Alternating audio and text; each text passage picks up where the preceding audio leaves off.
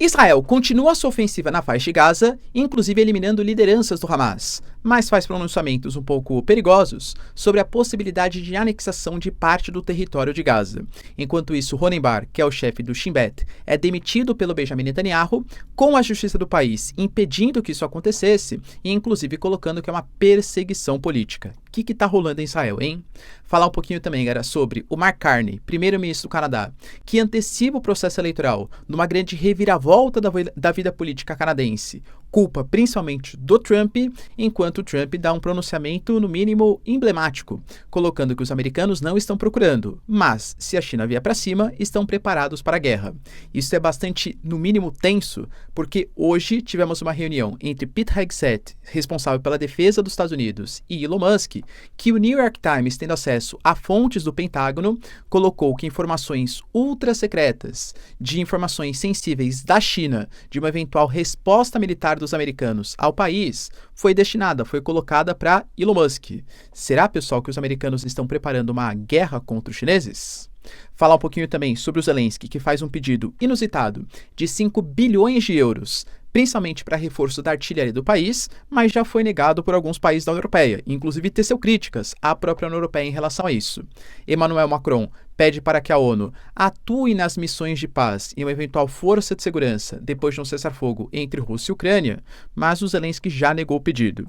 Enquanto isso, a gente tem também a Rússia exigindo do Trump algum tipo de controle sobre os ucranianos, depois que a Ucrânia atacou pontos de infraestrutura e, segundo a Rússia, rompeu o cessar-fogo, e falar um pouquinho também sobre a Polônia, que nesse momento está promovendo um programa militar chamado de Escudo Oriental, sai do Tratado de Ottawa e planeja colocar mais de 1 milhão de minas terrestres. Para finalizar, falar um pouquinho também sobre a situação do Sudão, em que nós temos a RSF contra as forças oficiais do país, travando uma batalha gigantesca, só que nesse momento, aparentemente, o exército oficial do país está tendo uma parcial vitória. Significa, então, o fim da guerra no país? Se vocês querem entender um pouco mais sobre esses assuntos, e muito mais também sobre geografia, geopolítica, atualidades, política, polêmicas, enfim. Tudo para você se manter sempre bem atualizado. Já se inscreve no canal, deixa seu like, compartilha esse vídeo, que eu, professor Ricardo, conto muito com a sua ajuda. Belezinha? Pessoal, presta atenção, hein?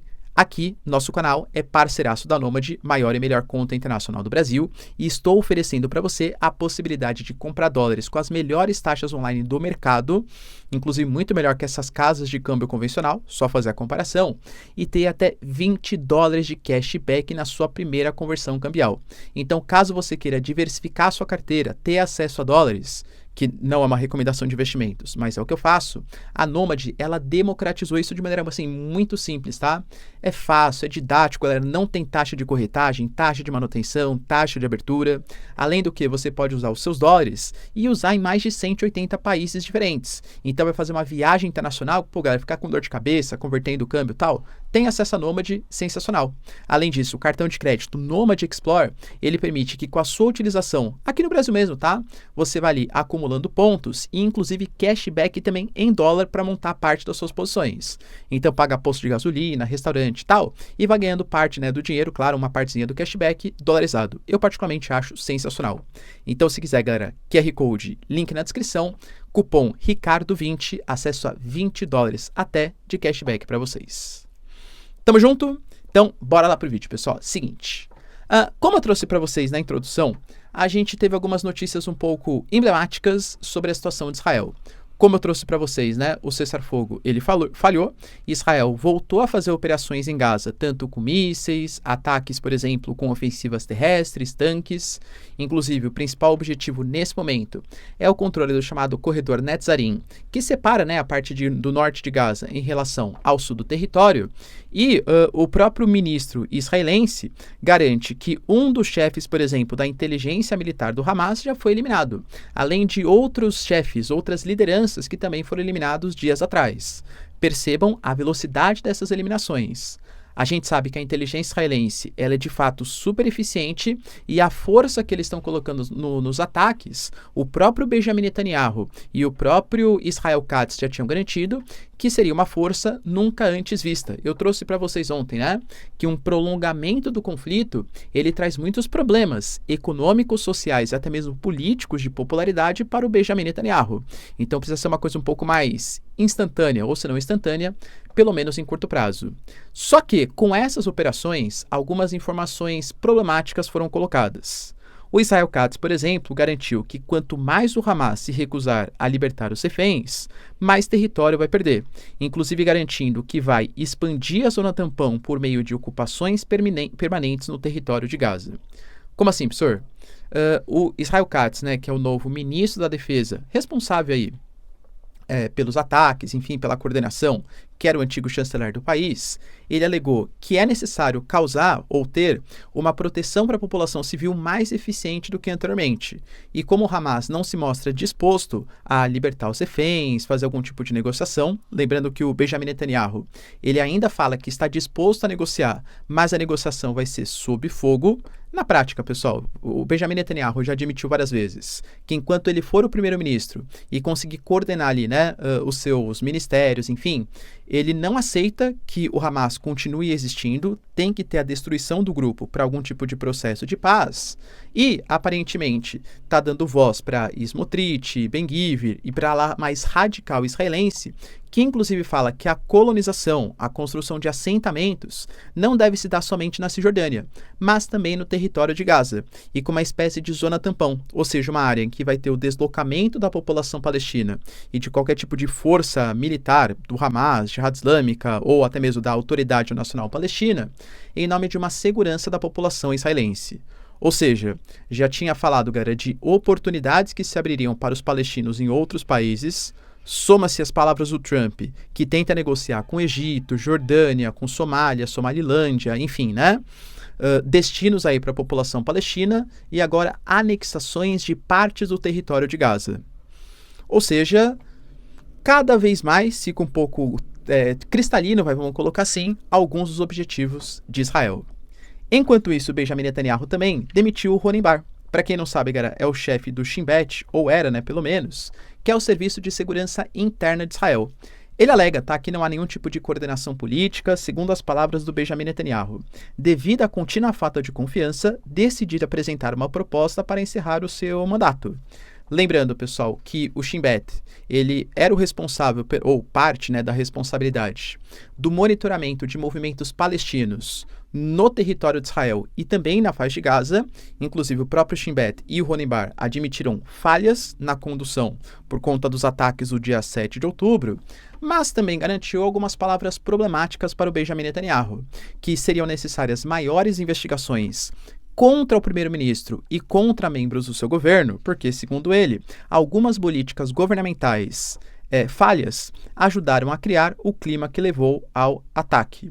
Ou seja, ele alega que o governo Benjamin Netanyahu, ele adotou algumas políticas, muito possivelmente relacionadas, né, a operações que foram feitas em Al-Aqsa no período de Ramadã, a construção de assentamentos judeus na Cisjordânia, a limitação, por exemplo, de ajuda humanitária, talvez ou antes ou depois dos ataques, tudo isso com motivações para que o conflito aumentasse cada vez mais. Ou seja, ele coloca parcela da culpa. Lógico, talvez não justifique, né? Ah, entendi, então Hamas pode fazer isso. Claro que não. Mas ele coloca que um incentivador teriam sido algumas atitudes do Benjamin Netanyahu e talvez, por isso, carece de maiores investigações, algumas omissões do Benjamin Netanyahu.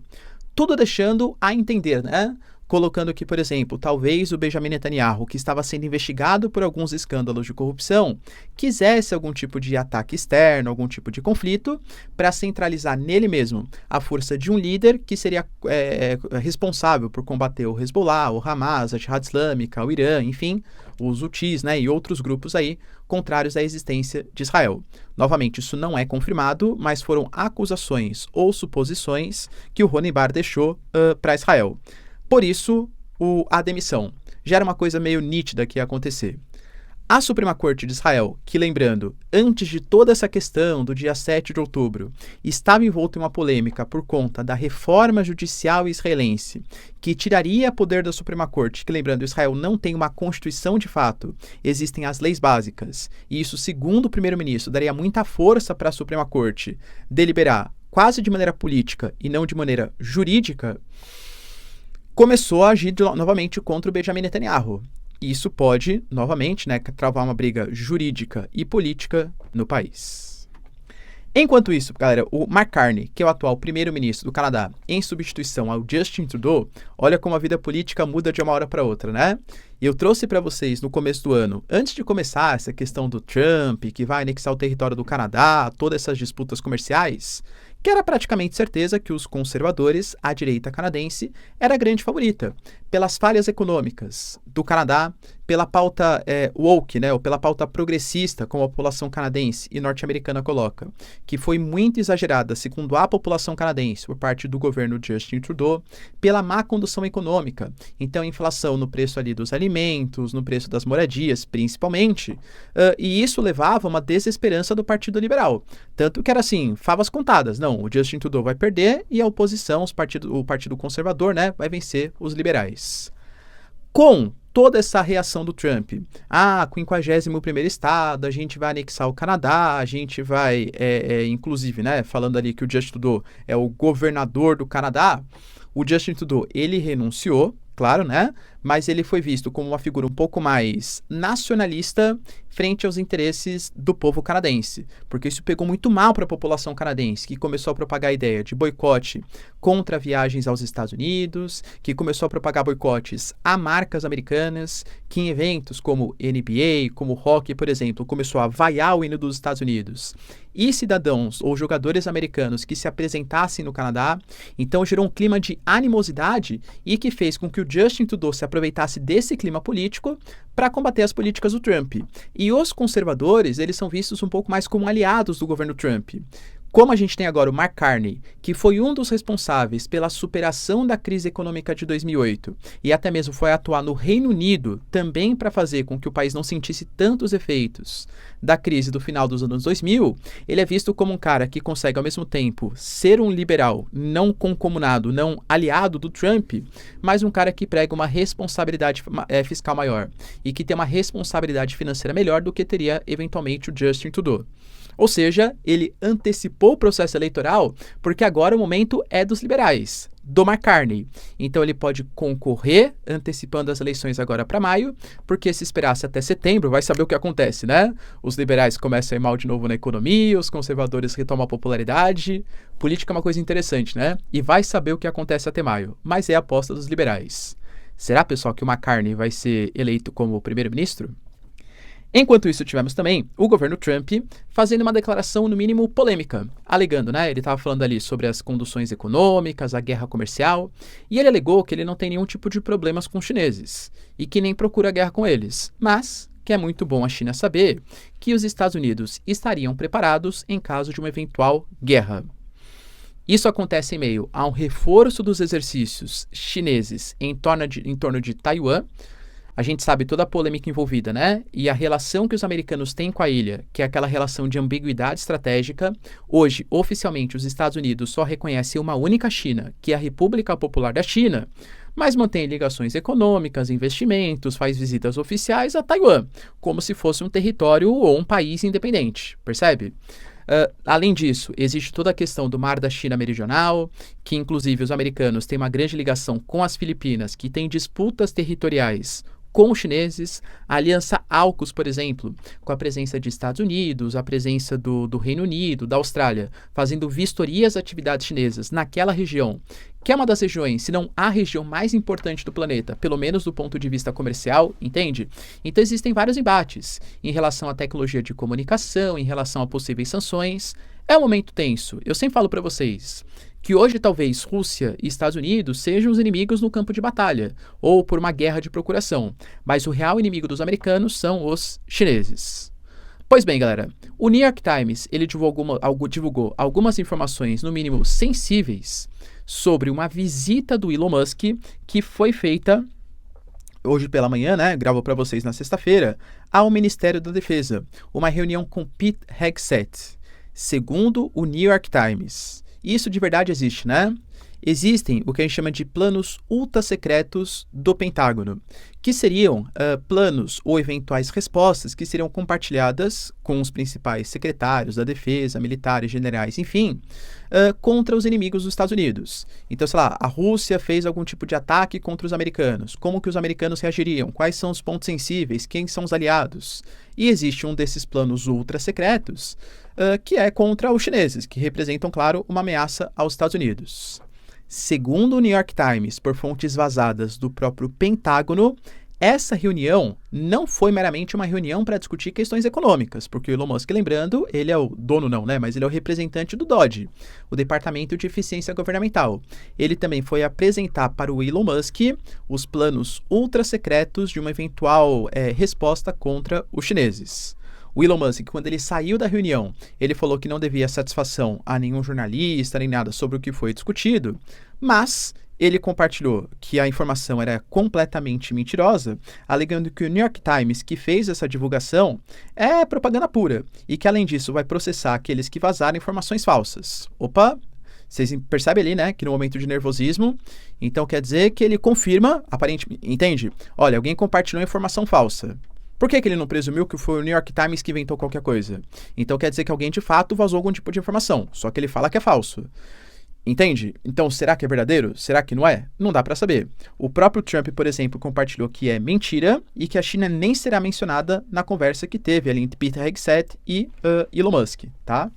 Mas que a conversa será somente sobre redução dos custos. Segundo o New York Times, o que existe é um acesso a um arquivo de 20 ou 30 slides que detalha exatamente quais seriam os alvos chineses a serem atacados. Vale lembrar que isso gerou uma repercussão muito grande entre a oposição, entre os democratas e até mesmo entre a mídia, né? O New York Times, que a gente sabe não é muito favorável ao governo Trump, alegando que o Elon Musk não deveria ter acesso a questões tão sensíveis, porque, lembrando, ele não é um secretário, ele não passou por uma sabatina do Senado, ele não tem um cargo oficial no governo americano, ele é como se fosse um consultor do Trump só, então não deveria ter dados tão sensíveis do governo americano, e porque ele tem um certo conflito de interesses com os chineses. A gente sabe que existem empresas como, por exemplo, a Tesla e a BYD e outras montadoras chinesas que são concorrentes. O Elon Musk atua muito no setor de comunicação e de inteligência artificial, bem como os chineses. Então seria interessante algum tipo de confronto, algum tipo de boicote contra produtos chineses.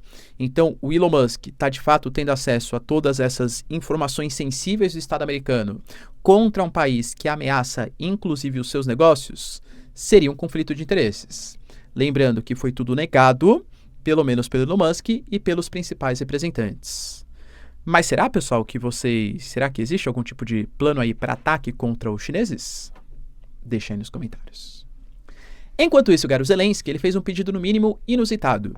A gente sabe que a Ucrânia fez um ataque contra a base ali de Engels, na Rússia, uma base a cerca de 700 quilômetros. E um ataque relativamente, bem sucedido, só que isso foi um simbolismo, enfim, de que a Ucrânia consegue atacar posições bem interiorâneas da Rússia. Eu até falei, né? Isso mostra uma permeabilidade não só das fronteiras, como também da defesa aérea da Rússia. É fato. O Zelensky alegou que ele está precisando de artilharia e, inclusive, exigiu, ou pelo menos pediu, 5 bilhões de euros para esse fato. Agora, colocando europeus, vocês não alegam aí, ó? França, Reino Unido, Alemanha, que estão dispostos a defender a Ucrânia? Precisa da defesa, agora, 5 bilhões de euros. Até o momento, a informação, inclusive que a Bloomberg relata, é que Itália e França alegaram que precisam de um pouco mais de estudos para saber exatamente qual que é o destino desses 5 bilhões de euros. E aí o Zelensky se pronunciou. E eu diria, pessoal, que de uma maneira não muito amigável com a União Europeia. Segundo o Zelensky, tá? Devemos tornar as decisões da União Europeia mais rápidas, flexíveis e eficazes, seja na política, na economia ou até mesmo na defesa. Se a União Europeia ela quer se tornar mais eficiente e melhorar sua defesa, precisa ser mais dinâmica. Convenhamos que o Zelensky nem está na União Europeia e vai ficar dando palpite, né, entre aspas, de como que a União Europeia deve se comportar, entende? Então, assim, não estou julgando a questão guerra Rússia-Ucrânia, o Zelensky foi atacado, tudo tal, né? Mas fazer esses pedidos, tão exigentes, e tecer críticas contra uma organização que vai ajudar a Ucrânia, acho eu que não seja de bom tom e não seja muito agradável para o atual momento do conflito. Além disso, a gente teve também Emmanuel Macron fazendo um pedido. Hoje ele conversou com o secretário-geral da ONU e falou sobre a possibilidade de instalação de forças de paz, de forças de segurança na Ucrânia depois da guerra Rússia-Ucrânia, ou depois de um cessar-fogo que seria estabelecido entre os dois países. Como a gente sabe que existe uma resistência muito grande da Rússia em aceitar que França, Reino Unido, enfim, coloquem suas forças militares, porque são países hostis à Rússia e são membros da OTAN, o Macron teve uma ideia. E se a gente colocasse forças de paz da ONU, os famosos capacetes azuis, para atuar nessa zona tampão, nessa safety zone que seria criado entre o território invadido pela Rússia e o território que pertenceria aos ucranianos? O secretário-geral da ONU falou que vai levar essa ideia para frente, vai debater, mas já adianto para vocês, isso vai ser negado. A gente sabe, que a utilização de forças de paz deve contar com a autorização do Conselho de Segurança da ONU, que tem 2 membros como membros permanentes, Estados Unidos e Rússia, que já não se mostraram muito favoráveis à instalação de forças de paz no território ucraniano, ou pelo menos não forças de paz com forças americanas ou com forças europeias. Então, assim, claro que pode haver algum tipo de negociação, coisa que o valha, mas acho que Estados Unidos e Rússia não aceitariam. Além disso, o próprio Zelensky negou, alegando que a ONU hoje não conta mais com tanta credibilidade para fazer uma força de segurança, alegando que não saberia de onde que viriam as tropas, quais seriam seus reais objetivos, se teria algum tipo de ação, por exemplo, dos russos. Ou seja, a proposta do Macron não foi muito bem aceita, nem pela Ucrânia, publicamente falando, mas acho que nem os Estados Unidos, nem os russos aceitariam também. Enquanto isso, a Maria Zakharova demonstrou, uma irritabilidade muito grande com a Ucrânia. Porque, de novo, é tudo muito amplo, A Rússia aceitou o cessar-fogo na questão energética? A Rússia atacou pontos de infraestrutura energética da Ucrânia pouco tempo depois de supostamente ter aceitado o cessar-fogo.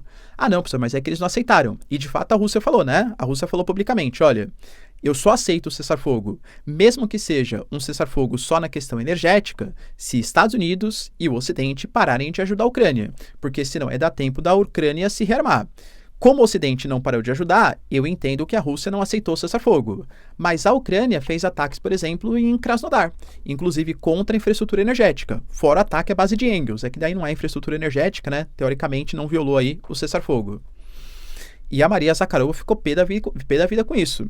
Segundo ela, como que o Trump vai liderar essa escória desequilibrada daqui para frente e como que conseguirá conter os ucranianos? Algum tipo de controle ou direção é a grande questão. Ela fala, que a Rússia está respeitando o cessar-fogo, então a Rússia considera que há cessar-fogo, mas atacou ponto de infraestrutura ucraniana. Enfim, Mas falou que está respeitando o cessar-fogo e inclusive derrubou 7 drones que tinham objetivos de atacar pontos de infraestrutura. É uma coisa que até o Steve Witkoff, que é o representante dos Estados Unidos, usou para mostrar as boas intenções da Rússia.